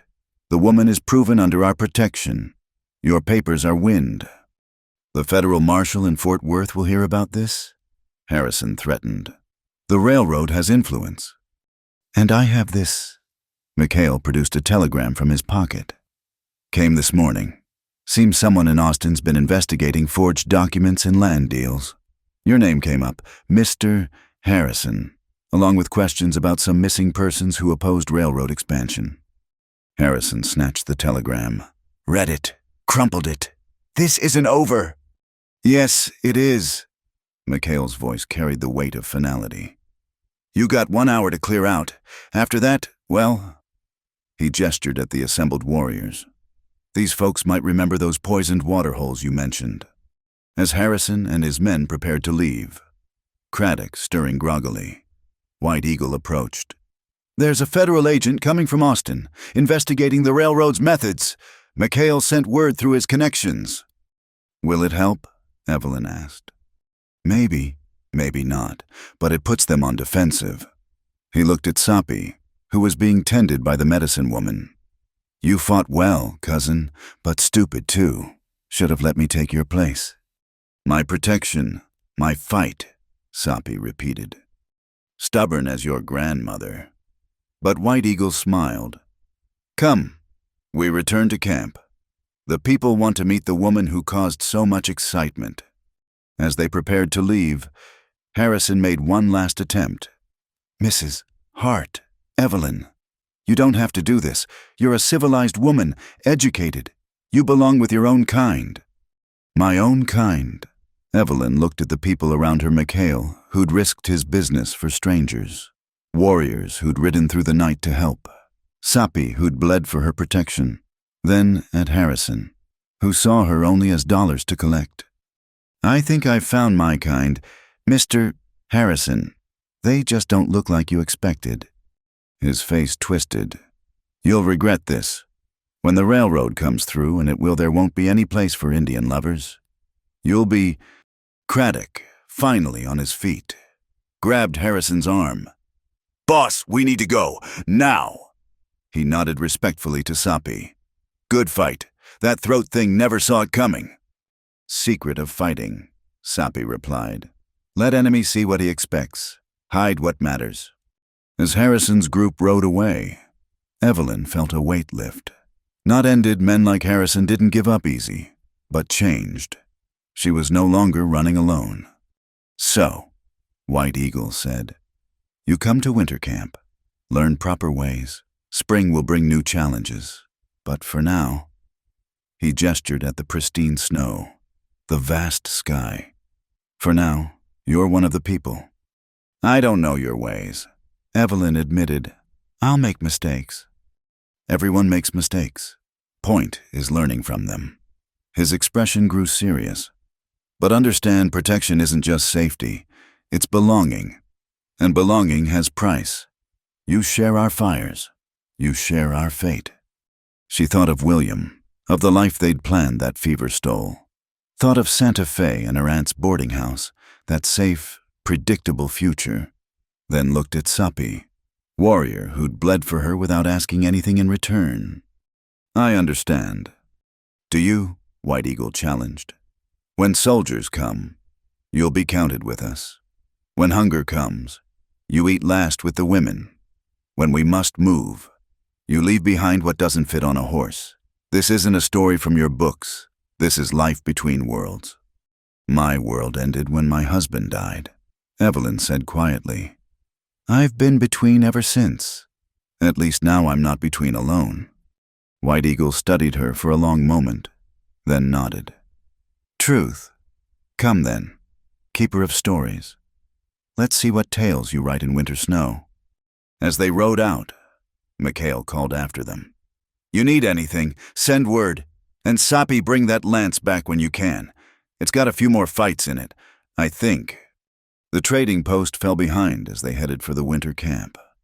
Evelyn rode between Sapi and White Eagle, wearing Cheyenne dress and Comanche protection, carrying books of one world into another. Behind them, Harrison's dust had already faded. Ahead, smoke from cook fires marked where the people waited. Between, only the vast prairie, indifferent to human struggles but somehow made smaller by the company of those who knew its ways. "Tell me about winter camp," she said. "Work," White Eagle replied. "Tanning hides, making weapons, teaching children. You'll help the women, learn our tongue, maybe teach letters in return. Hard life." But good life, Sapi added. Life with purpose, with people who choose loyalty over law. As they rode toward that smoke, toward whatever waited in the winter camp, Evelyn thought about bridges. Mikhail had mentioned them places where worlds met. Maybe that's what she was now. Not fully of either world, but something new, something necessary. The sun climbed higher, warming the bitter air slightly. Somewhere behind, Harrison was nursing his wounds and planning revenge. Somewhere ahead, federal agents were coming to investigate. But right now, in this moment, she rode with warriors who'd claimed her as their own, toward a future she couldn't predict but no longer feared. The beaded band on her wrist caught the light, and she remembered Sapi's grandmother, Mexican child, Comanche woman, American subject, 3 lives in one body. Maybe that was the secret, not choosing one world or another, but finding the courage to live between them. As the camp came into view, tipis arranged in careful circles, smoke rising straight in the still air, children and dogs running to greet them, Evelyn Hart realized she wasn't just crossing a bridge. She was becoming one. The winter camp sprawled along a sheltered valley where cottonwoods broke the worst of the wind. Smoke rose from dozens of teepees arranged in precise circles, each band maintaining its traditional place. Children ran between the lodges, their laughter mixing with the bark of dogs and the steady rhythm of women working hides. Evelyn had been here 3 weeks now, her hands finally growing calloused from the endless work of survival. This morning, she knelt beside Sapi's sister, Kiani, learning to scrape a deer hide clean. The work was harder than it looked. Too much pressure and you'd tear the skin. Too little and the meat would rot. Better, Kiani said, watching Evelyn's technique. You learn quick for a white woman. It wasn't meant as an insult anymore. The first week had been different suspicious looks. Children who ran when she approached, women who fell silent when she joined their work circles. But gradually, through shared labor and small kindnesses, the ice had thawed. Your brother is a good teacher, Evelyn replied in halting Comanche. She'd been studying the language every evening, with Sapi and various children as instructors. Kiani smiled. He speaks of you often, says you have the patience of a hunter. Before Evelyn could respond, a commotion arose near the camp entrance. Riders approaching not warriors from their band, but visitors. She recognized the lead rider's elaborate headdress, Chief Mati Tope, 4 Bears, leader of the band and Sapi's uncle. Cover your work, Kiani instructed. When the chief returns from council, everyone gathers. The central fire was built high as people assembled. Evelyn found herself placed with the women of Sapi's family, not quite member, not quite guest, but something in between. Sapi himself stood with the warriors, 10 Bears' lance marking his status. 4 Bears dismounted slowly, his weathered face grave. He was an imposing man even in his 60s, with eyes that seemed to hold the wisdom of the plains themselves. When he spoke, his voice carried to every corner of the gathering. I returned from the agency. He said in Comanche, the news is not good. He described meetings with federal agents, new treaties being pushed, promises that sounded sweet but tasted of poison. The railroad companies were pressing harder, backed by politicians who saw Indian land as empty space waiting to be filled. They offer us smaller reservations. 4 Bears continued. Say we can keep our ways if we move aside for their iron horse. But I have seen what happens to people penned like cattle. It is a slow death. An elder woman stood Pia, the band's most respected medicine keeper. What of the old treaties, the ones that promised this land to our children's children? Paper promises, 4 Bears said bitterly. Worth less than morning mist. The discussion that followed was heated but organized. Everyone who wished could speak, warriors arguing for resistance. Mothers worried about feeding children through another hard winter. Elders recalling other broken promises. Evelyn watched it all, understanding maybe half the words but all of the emotion.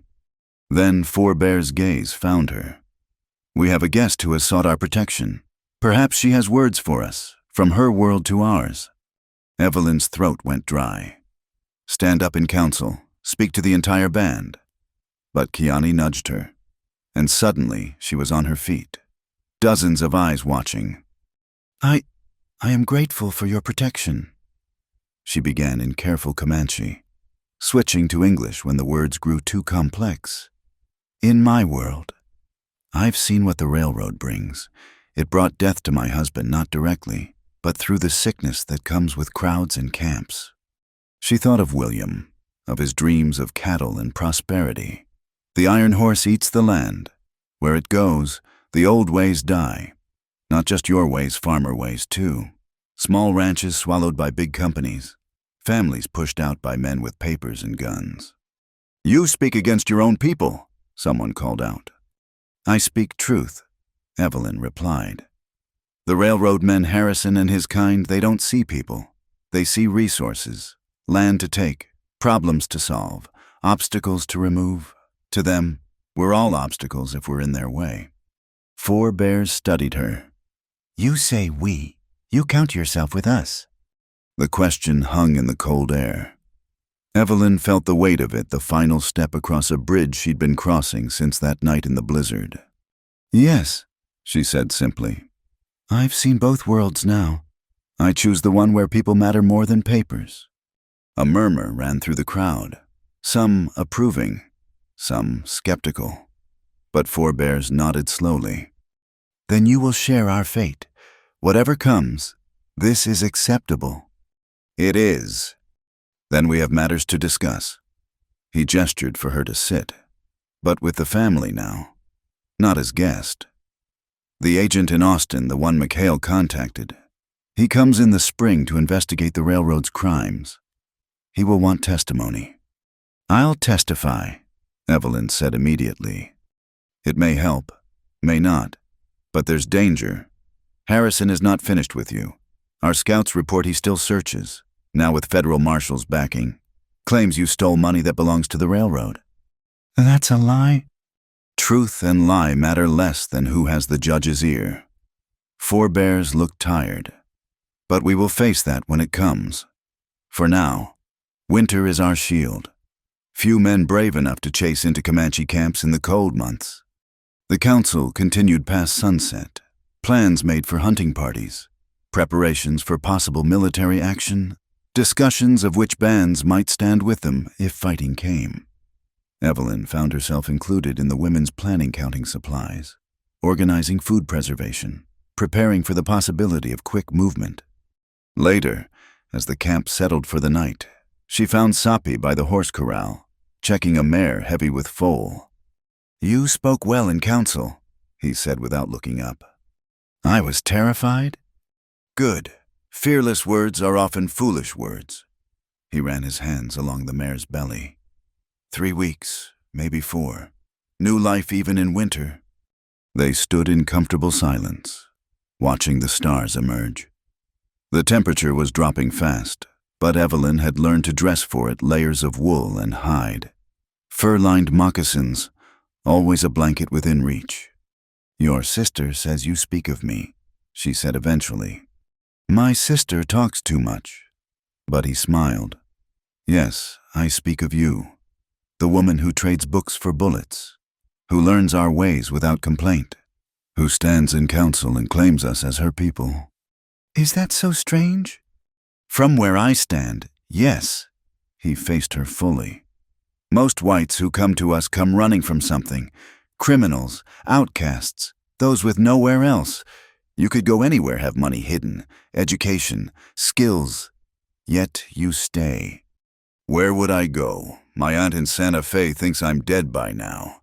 I have no family left, no home to return to. That's reason to stay away, not reason to stay. She considered her words carefully. The night you found me in the storm, I was ready to die. Not seeking it, but not fighting very hard either. Everything I'd built with William was gone. I was just going through motions. And now I wake up with purpose. Small purposes help Kiani with the hides, teach the children letters, learn which roots survive winter, but purpose nonetheless. She pulled her blanket tighter. Your world doesn't make me forget my grief, but it doesn't let me drown in it either. My grandmother said grief is like winter, necessary, but not permanent. Those who try to skip it find it follows them. Those who embrace it find spring eventually comes. A wolf howled in the distance, answered by others. The sound no longer frightened her, just another voice in the vast conversation of the plains. Kiani also says you haven't taken another wife since Hutsu died, Evelyn said carefully. Sapi's hand stilled on the mare. My sister definitely talks too much. I'm sorry, I shouldn't have... No. He resumed his examination of the horse. It's fair question. You share your grief. I share mine. He was quiet for a moment. Hutsu was my heart's choice. When she died, I thought that part of me died too.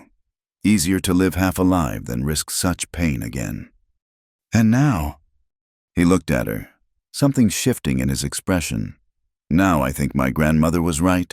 Winter is necessary, but not permanent. Before either could say more, a shout went up from the camp perimeter. Riders approaching fast, their horses laboring through the snow. Sapi grabbed his rifle, pushing Evelyn toward cover. But the lead rider called out in Comanche one of their own scouts, his mount lathered with sweat despite the cold. Soldiers, the scout gasped as he pulled up. 2 days behind, company strength, with Tonkawa scouts. 4 bears emerged from his teepee, already reaching for his war shirt. How many? 40, maybe 50. They make for the agency first, but the Tonkawas know our winter grounds.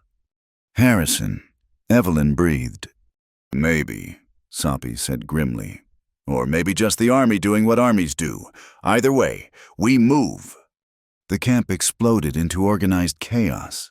This was a drill they'd performed too many times, tippies coming down. Goods packed on travois, weapons checked and loaded. The very old and very young would go first, with most of the women. Warriors would screen the retreat. You go with the first group, Sapi told Evelyn. I can shoot. William taught me. Not about shooting, about surviving. First group has best chance of escape. You go.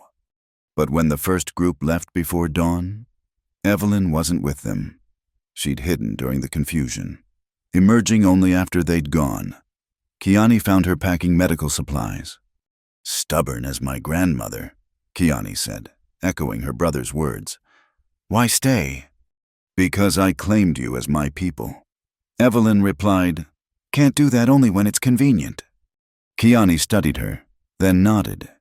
Then you ride with the medicine women. We follow the warriors, tend wounds, sing strength. Can you do this? I can try. No. Kiani's voice was firm, as White Eagle's had been. Do or do not. Lives hang on the difference. Evelyn met her eyes. I'll do it.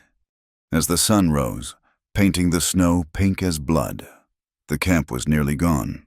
Only the warriors remained, and a handful of women who refused to leave their men. Evelyn checked the load in the rifle Sapi had given her, tucked her books deep in the saddlebags. Whatever came next, she would meet it as one of the people. The bridge was crossed, the choice made. In the distance, a dust plume marked the approaching soldiers. Time to see if paper law or prairie law would rule the day. The Canadian River ran thick with ice, its current gurgling beneath frozen sheets that groaned and cracked with each step. The main group had crossed at dawn, but the warriors remained on the south bank, watching the horizon where dust and smoke marked the approaching soldiers. They're moving faster than expected, White Eagle observed, lowering his field glasses. The Tonkawa scouts know the shoreline paths. 4 bears sat his horse like a statue carved from the land itself. Then we give them something to slow them down. Sapi, take 5 men. Make smoke on Eagle Ridge. Let them think we're camping there. Draw them east while we cross west. Evelyn watched from where she waited with Kiani and 3 other women who'd refused to leave. Their pack horses carried medical supplies, ammunition, and the most precious items from the camp, including the band's sacred bundles and winter count hides that recorded their history. You could still go, Kiani said quietly. Catch the main group before they reach the canyon. Could you, Evelyn countered, leave your brother and uncle to face soldiers alone? That's different. They're my blood. Blood isn't the only thing that makes family.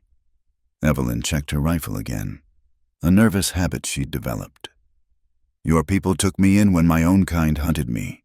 That creates its own bonds. A cry went up from the scouts. The soldiers had split their force, one group following Sapi's false trail, but another cutting straight toward the river crossing. Smart. Someone with frontier experience was leading them. Time to move, Forebears commanded.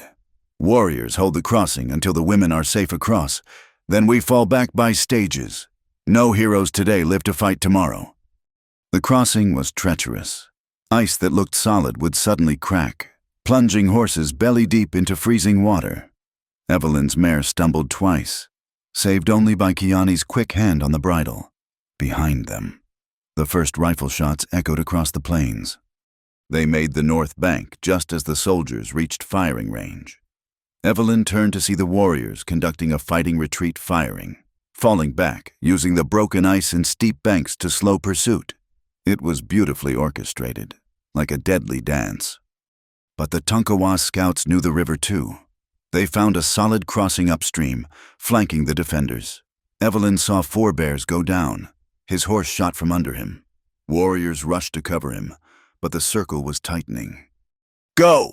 Kiani shouted, slapping Evelyn's horse. Ride for the canyon!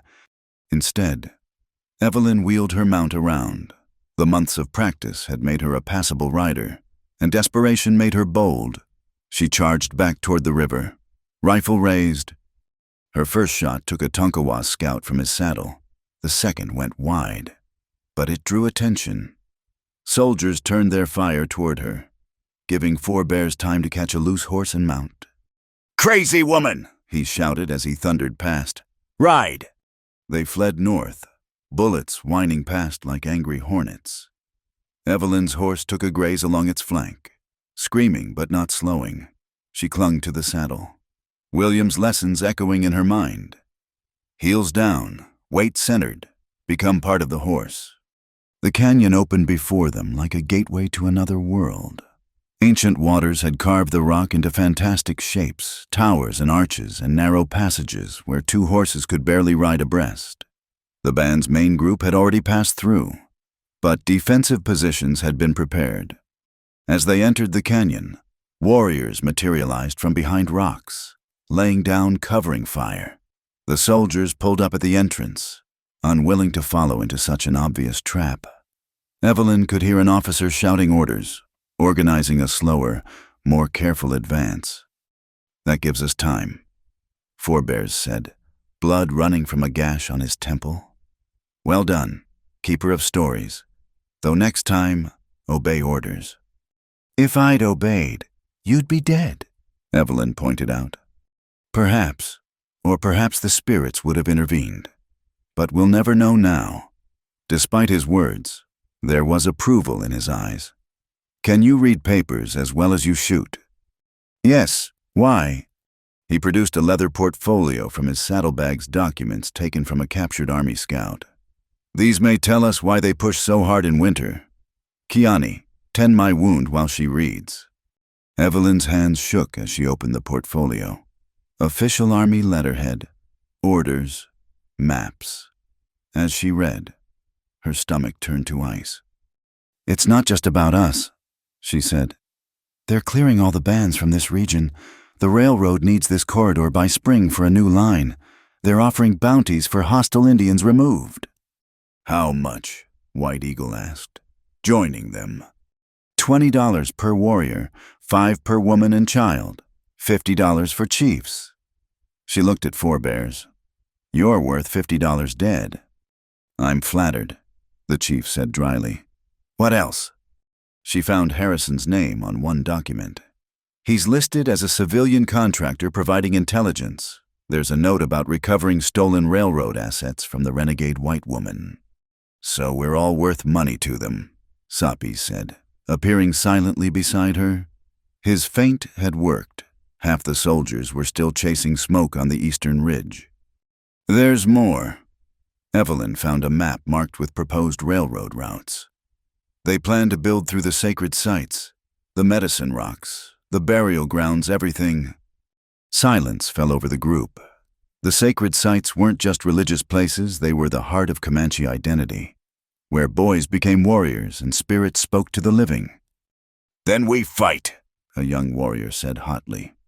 "With what?" Forebears asked. 40 soldiers today. How many tomorrow? How many when the snow melts?" He looked old suddenly, the weight of leadership heavy on his shoulders. "We could fight and die as heroes, or we could find another way." "What other way?" White Eagle demanded. "The paper way." Forebears looked at Evelyn. "You said an agent comes from Austin to investigate. These documents, they show crimes. Do they not bounties for dead humans? Plans to violate treaty lands?" "Yes, but then we use their own weapons against them." He straightened. Decision made. "We don't fight the soldiers. We evade, we survive, and when this agent comes, we give him evidence that even white law cannot ignore." "And if they catch us first?" Sapi asked. "Then we fight, but not today. Today we run, and running is not cowardice when it serves a greater purpose." They moved deeper into the canyon system, using knowledge passed down through generations. The soldiers followed cautiously, but the Tonkawa scouts were less familiar with this particular maze. By nightfall, they'd lost their pursuers in a network of false trails and dead ends. Camp that night was cold, no fires, for fear of giving away their position.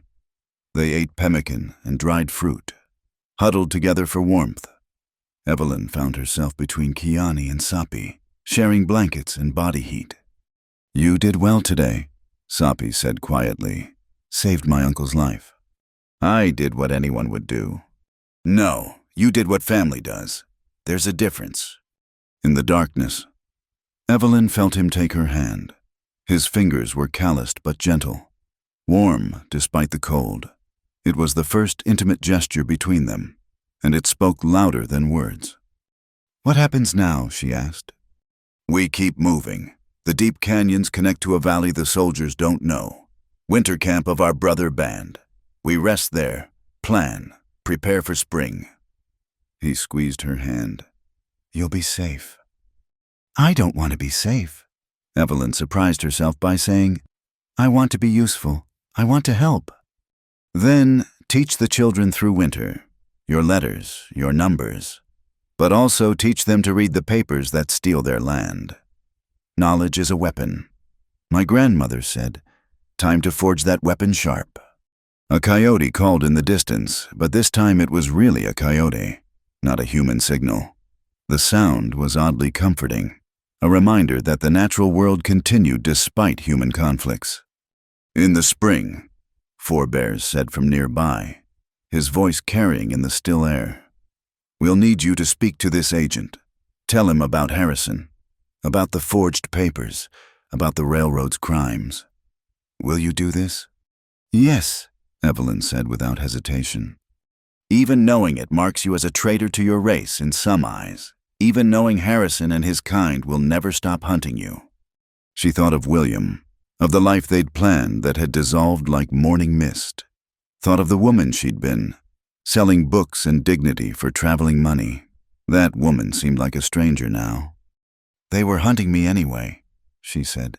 "At least now I'm not running alone." "No," Kiani agreed. "Now you're family." As exhaustion finally claimed her, Evelyn felt the weight of the day settling into her bones. She'd crossed another bridge today from protected guest to active participant. She'd drawn blood in defense of the band, made herself a target alongside them. But wrapped in shared warmth, listening to the quiet breathing of people who'd claimed her as their own, she felt no regret.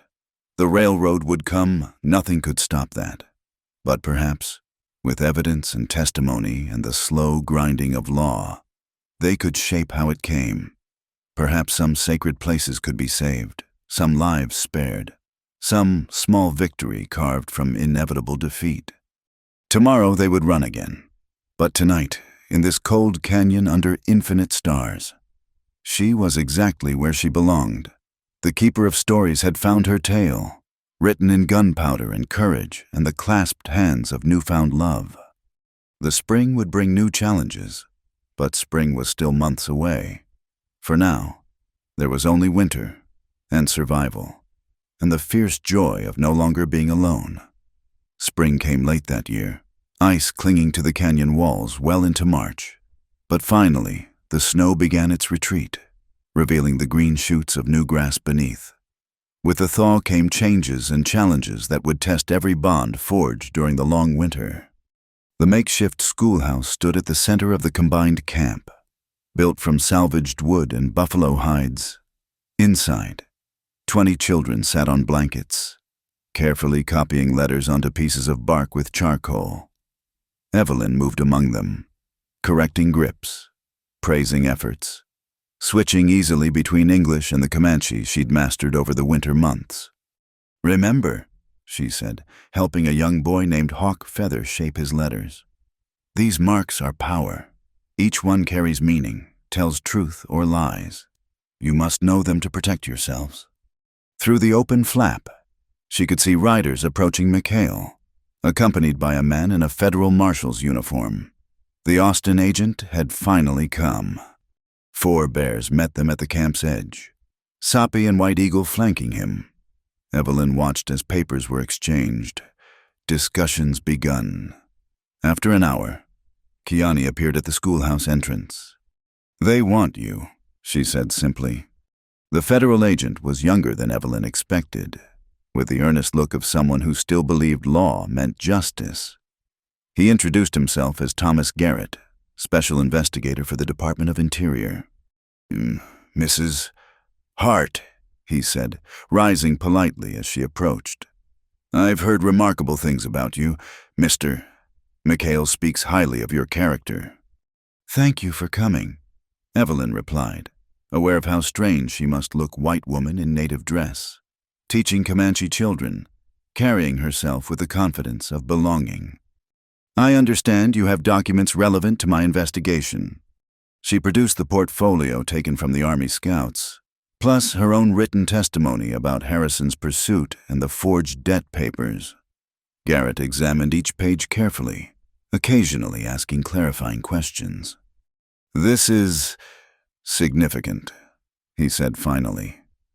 "Evidence of conspiracy between railroad interests and military contractors, bounties on civilians, clear violations of existing treaties." He looked up at her. "You'd testify to this under oath." "I would. Even knowing it makes you a target, Harrison has friends in high places." "He's already made me a target," Evelyn said. "At least this way, being hunted serves a purpose." Garrett nodded slowly. "There's another matter. Harrison claims you stole money rightfully belonging to the railroad. He's sworn out warrants. The money was my husband's, left by his brother who died in federal service."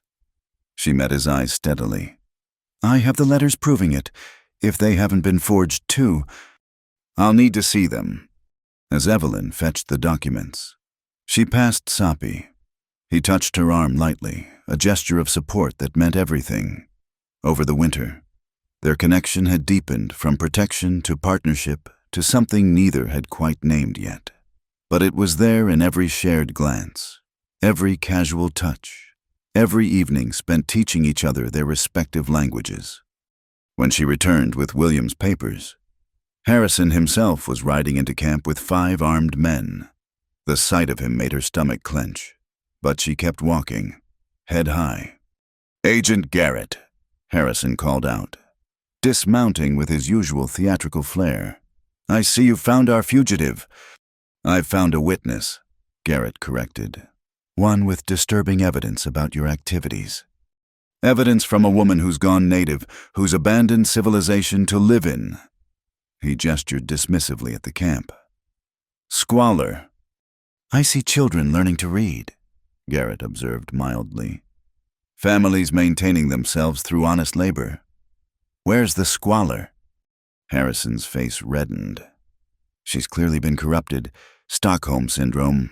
These savages have—" The click of multiple rifles cocking interrupted him. Every warrior in sight had weapons trained on Harrison's group. Forebears hadn't moved, but his voice carried clear authority. You are guests here. Behave as such, or leave. You threaten federal representatives, Harrison sputtered. I remind rude visitors of manners. Forebears replied calmly. Agent Garrett is welcome. He shows respect. You. He shrugged eloquently. Garrett held up a hand for calm. Mr. Harrison, I've seen your documents regarding Mrs. Hart's supposed debts. I've also seen evidence they're forgeries. Rather clumsy ones, actually. That's absurd. The notary, whose seal appears on them, died 2 years before the date shown.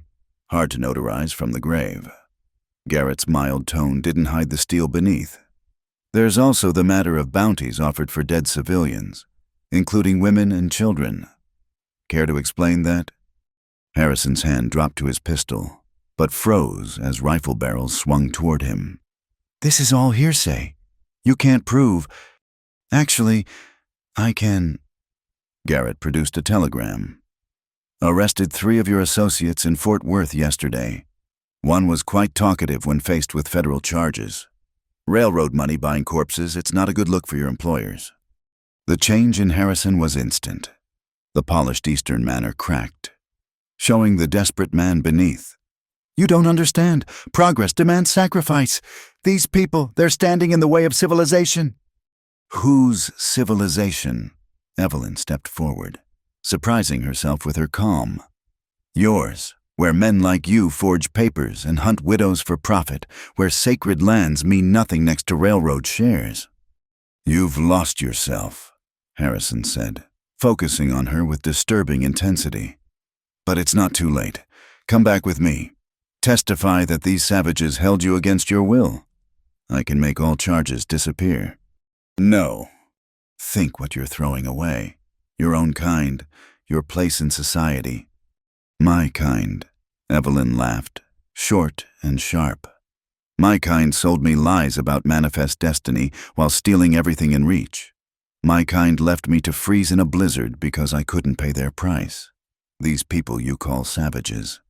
They saved me without asking anything in return. They taught me that honor exists outside of law books and that family isn't always about blood. She pulled back her sleeve, showing the beaded band still circling her wrist. This marks me as under their protection. But more than that, it marks me as one who chose. I chose truth over comfort, family over race, honor over easy lies. What have you chosen, Mr. Harrison? I chose winning, Harrison snarled, and went for his gun. The movement seemed to happen in slow motion, Harrison's hand closing on his pistol grip, Sapi moving faster than thought, the ancient lance of 10 bears spinning in his grip, the crack of impact as the lance shaft struck Harrison's wrist, sending the gun flying.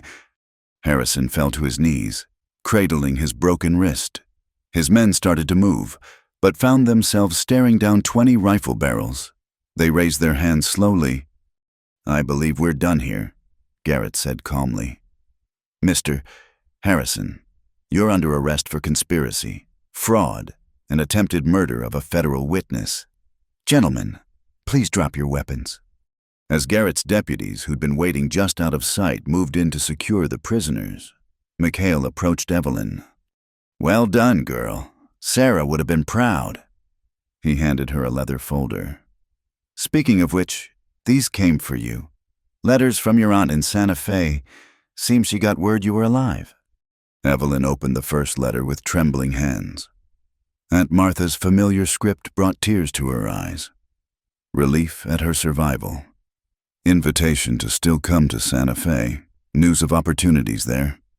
You could go, Kiani said softly, reading over her shoulder. Safe life. Your own people.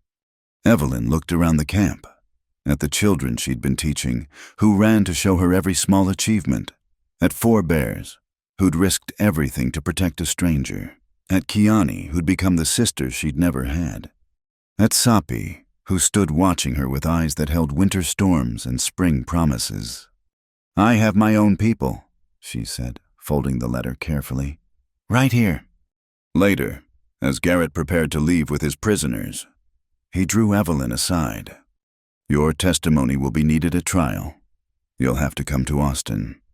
"I'll come, but I'll return here after—" "You're sure the railroad will still build through this area? The band will likely be forced onto reservation land eventually. It won't be an easy life." "No life is easy," Evelyn replied, "but some lives have meaning beyond ease." Garrett studied her, then smiled. "I think you're right, Mrs. Hart, or should I say, keeper of stories." "Either works. Both are true." As the Federal Party departed, Harrison twisted in his saddle to stare back at her. His face held poison enough to kill, but also defeat. He'd lost more than his freedom. He'd lost to someone he'd seen as mere prey. That evening, as purple dusk settled over the canyon, the band celebrated. Not victory. They knew the railroad would still come. The old ways still faced twilight. But for tonight, justice had been served in small measure. One corrupt man would face consequences.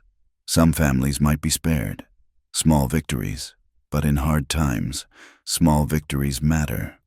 Evelyn sat with Sapi on the canyon rim, watching stars emerge in the darkening sky. Below, the campfires glowed like earthbound constellations, and children's laughter rose on the cooling air. "What happens now?" she asked. "Now we live, day by day, season by season, teaching the children both worlds' ways so they can walk between as needed." He took her hand, calloused fingers gentle. "The agent was right. Hard times coming, but we face them together." "Together," she agreed, and knew she meant more than just surviving side by side. "In the old days," Sapi said, "when a warrior claimed a woman, there were ceremonies, gifts to her family, trials to prove worthiness. But these aren't the old days." "No," Evelyn said softly. "These are new days. We make new traditions." "Then I ask simply, no ceremonies, no trials, just truth." He faced her fully. "Will you stay not as guest or protected one, but as wife, share my fire, my fate, my future, whatever it brings?" Evelyn thought of William, of the life they'd planned that had dissolved like morning frost. That grief would always be part of her. But grief, as Sapi's grandmother had said, was like winter, necessary but not permanent. "Yes," she said, and felt spring arrive in her heart. They were married a week later, in a ceremony that blended traditions, Comanche blessings, and Christian vows, witnessed by the band and McHale alike. Evelyn wore Sarah's dress and her mother's wedding ring alongside Comanche silver. Sapi carried 10 Bear's lance and spoke promises in both languages. As spring deepened toward summer, Evelyn stood again in the schoolhouse, now expanded to hold 30 students. On the wall hung maps showing the new railroad routes shifted away from the most sacred sites thanks to Garrett's interventions and the testimony of a renegade white woman. Small victories. Outside, she could hear Sapi working with the horses, preparing for the autumn gather. Her hand went unconsciously to her belly, where new life grew, bridge child of two worlds, bearing the future in their very bones. The wind came through the door, carrying the scent of sage and possibility. Evelyn breathed it in, then turned back to her students. "Now then," she said in perfectly accented Comanche, "who can tell me what this word means?" She wrote on the makeshift board, "Hope." 20 hands shot up, eager to answer. And in that moment, surrounded by children who would need both bullets and books to survive what was coming, Evelyn knew she was exactly where she belonged. The keeper of stories had found her tale. It wasn't the one she'd expected when she'd set out from Fort Worth with a broken wagon and a heart full of grief. But the best stories never are. In the end, she'd traded everything she'd thought mattered for things that actually did purpose: family, love, and the chance to build bridges between worlds that seemed destined to collide. The buffalo were mostly gone. The iron horse was coming. The old ways faced an uncertain future. But in a canyon schoolhouse where Comanche children learned to read and write, where a white woman taught in native dress, Where love had grown from the ashes of loss, there was hope. And sometimes, hope is the most powerful story of all. Thank you so much for listening to this story. I'd love to hear where you're listening from. Please share in the comments below so we can connect and exchange thoughts about this tale. If you enjoyed this story, please subscribe to Wild West Stories 1850 and hit the like button. And don't forget to press the hype button so more people can discover and enjoy this story. Your support means everything.